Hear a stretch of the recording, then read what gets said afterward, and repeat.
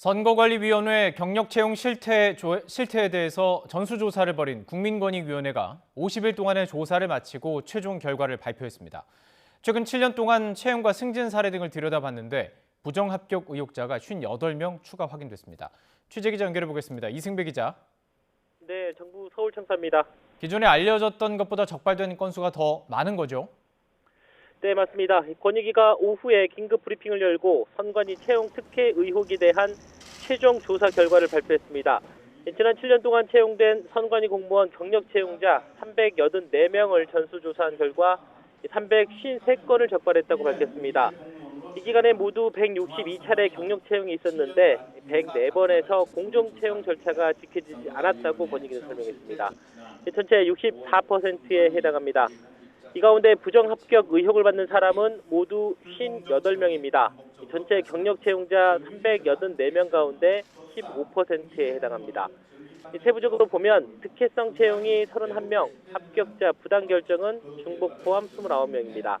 이 31명 가운데는 5급 사무관이 3명 포함되어 있습니다. 5급 이하 임기제를 정규직으로 전환하려면 경력 채용 절차를 따로 거쳐야 하지만 1년짜리 임기제 공무원으로 채용한 뒤에 서류 면접 시험 없이 정규직 공무원으로 전환한 것으로 조사됐습니다. 선관위 내부 게시판에만 채용 공고를 걸어 선관위 관계자만 응시하게 하고 나이 등 자격 요건에 미달한 응시자를 합격하거나 요건을 충족하는 응시자를 탈락시킨 사례도 확인됐습니다. 또 경력이 같은데도 선관위 근무자에게만 가점을 줘서 최종 합격시키고 정당한 사유 없이 합격자 결정 기준을 바꿔서 탈락시킨 경우도 적발됐습니다. 정승현 부위원장은 권익위가 확인한 부정합격 의혹자 58명에는 지난 6월 선관위가 자체 조사한 21명은 포함되지 않는다고 밝혔습니다.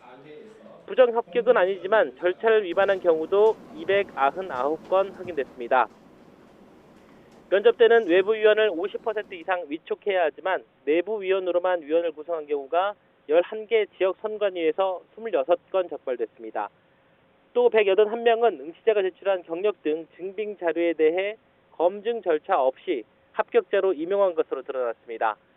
권익위는 부정합격 의혹자 58명을 포함해서 312건은 가족 특혜나 부정청탁 여부 등 사실관계 규명이 필요하다면서 대검찰청에 수사를 의뢰했습니다. 고의성이 의심되거나 상습적으로 부실한 채용을 진행한 것으로 보이는 채용 관련자 28명도 고발 조치했습니다.